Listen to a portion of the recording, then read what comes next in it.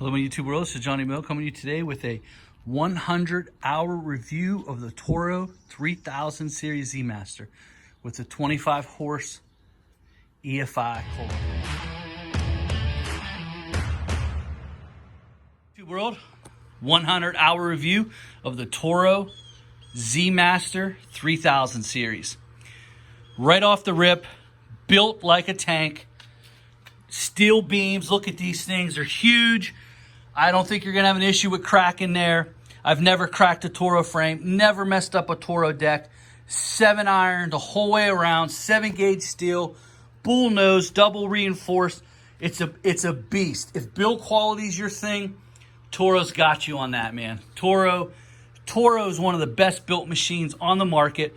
I paid, originally it was marked in at $10,003. I got it for $9,700 out the door. So for under $10,000, you're getting one of the best built machines on the planet, hands down. Great build quality, no issue with that at all.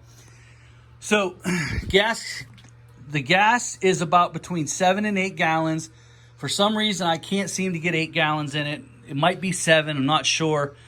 But the only thing I have to say, I don't mind that it only gets 7. This is a small opening. If I was Toro, I would just make it a little bit better. The placement of it is perfect. Have no issue with it. No issues filling up at all. I like that it's the difference between the 3000 series and the 5000 series is the 5000 series gives you a 12-gallon tank, but it takes up a little bit of leg room. I get more leg room out of the 3000 series. So that, having said that, that could be an issue because there's not a lot of leg room on this machine. But I'm 6'2" and I'm very comfortable. But if I was 6'3", 6'4", 6'5", it's just pushing it. 6'2" for me is perfect. Now, the seat, the comfortability, absolutely phenomenal. This is the best seat in the game. The Toro X-Mark seat, very cushiony. Has a great suspension system. Also has the 3D isolator systems. Has 2 in the front, 1 in the back. It lets you go side to side, front to back. It just keeps you really, is a nice ride. A lot of travel up and down between the seat and the 3Ds. It's just beautiful. Very comfortable. Yeah, is it more comfortable than a Ferris? No, it's not more comfortable than a Ferris. But here's the thing, my back doesn't hurt. So if you have back issues, you might want to demo this machine first. My back does not hurt. When I ride this machine, I'm very comfortable.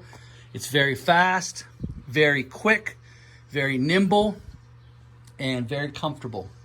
Now, the deck is one of the best in the business, hands down. I've already outlined in some of my videos the biggest issue I have with this deck is this turbo baffle. I'm not going to get into it again. This turbo baffle has a gap right here and it's not flush. Now, when you're cutting thick, high, wet grass, it clumps right here. It builds up and falls off. Builds up, falls off. If the grass could get out of this deck easily, this deck would be number one. It'd be the number one deck, in my opinion. It still might be the number one deck. It's got to be pretty close between this and the Ultra Cut. It's got to be. It throws about 3 passes for me, about 2.5 passes. You have to be careful around beds. That is a minus because if you're 2 passes away, you're nailing the bed. So that is a minus on this. Where the ICD deck on that, I'm not hitting beds because it only throws about a pass and a half, pass and 3/4.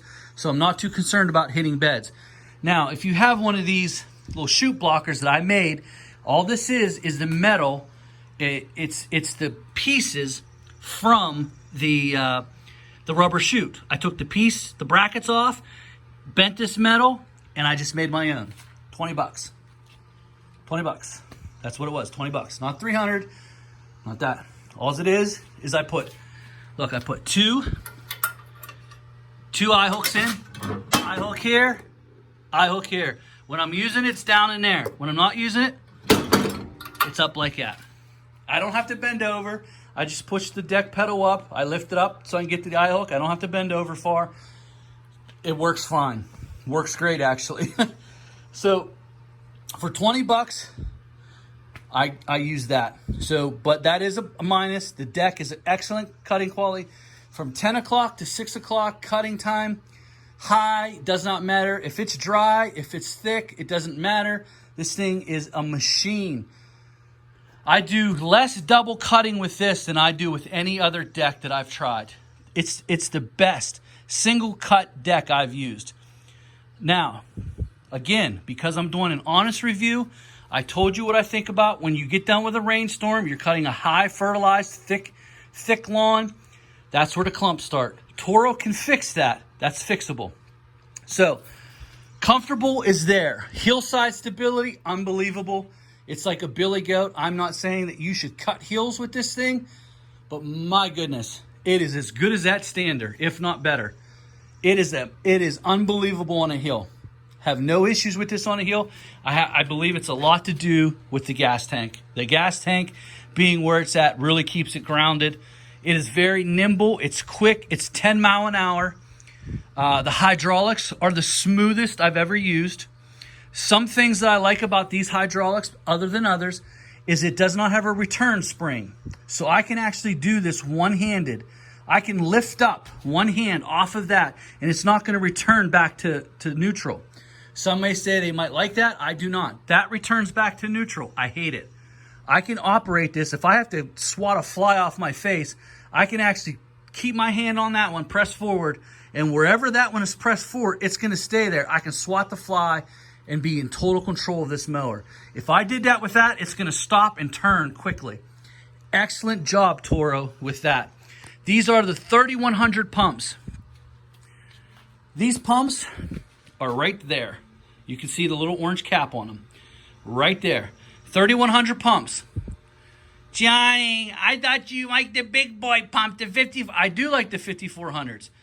That's going to take about 2 quarts of oil, around 60 ounces of oil, between 50 and 60 ounces of oil in each pump. I can change those out so fast. It's so easy, as opposed to the 5400s, and even that, you got to get all the oil out, and it takes forever to put it all back in. I just put a little funnel right there on top of that, dump it in, boom, done, quick and easy. Pull the filters out. They are smooth. They are quick. They're responsive. They're fast. They are Parkers. They are my favorite pump and wheel motors. I've never had a problem with the 5400s. I think the 5400 hydro gear are built like tanks. So if you have them, Johnny, you don't like them. I do. Now, am I a little nervous that those are a little too little for this mower? I don't know. Everyone I know that has this mower has thousands and thousands and thousands of hours on it. So my assumption is these are great pumps. They handle well. This is my third mower in this type of series. My third mower in this series. The 3000, the 5000 series. Same pump, same wheel motor, same everything. Nobody had any issues with them. So it's the Parker 3100 pumps. They're very fast, very responsive. No issues with those pumps as of right now. Doesn't mean it can't change in about 1,000 hours later. Let's go back to the engine.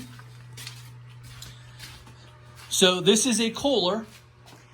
This is a Kohler 25, right here, 25 horsepower, 740 EFI. Love this engine. I love the gas savings. I wish it had a touch more torque because I do a little bit of brush hogging. I wish it had a touch more torque, just a touch. The only issue I've had out of these engines, I've had them out, all 3 of them. I do not know what is up with this, but this oil filter here does come loose. You have to pay attention. It does leak. I've also had to replace the sump pump gasket in here in the other 2 engines I've had. So this oil filter has come loose on me. John, you're not tighten it. I'm tightening it. Believe me, guys, I'm tightening it.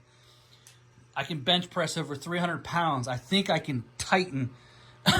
I think I could tighten that pretty tight. I mean, I tighten it so tight, I don't even know if you could tighten it anymore. But, you know, I tighten that down. It comes loose. A friend of mine who has the same exact engine just called me 2 weeks ago. He has 100 hours on his machine. He bought it last year, the beginning of the year. It's a homeowner. He has an X mark with the 25 Kohler. He said, I'm having an issue with it coming loose. And I said, I do not know why, but they do that. So that is something to watch for. So every week I make sure that's tight. I just tighten it. It came loose once so far in the last 100 hours. I'm going to change the oil today. I'm going to put synthetic in it. I ran the Kohler oil for the first 100 hours. I changed it at 12. We have 100 hours on it. As of now, I am going to put Toro synthetic in it. And then we're just going to let it go, buddy. I change my oil. With regular oil, I usually let it go about 50 to 75 hours.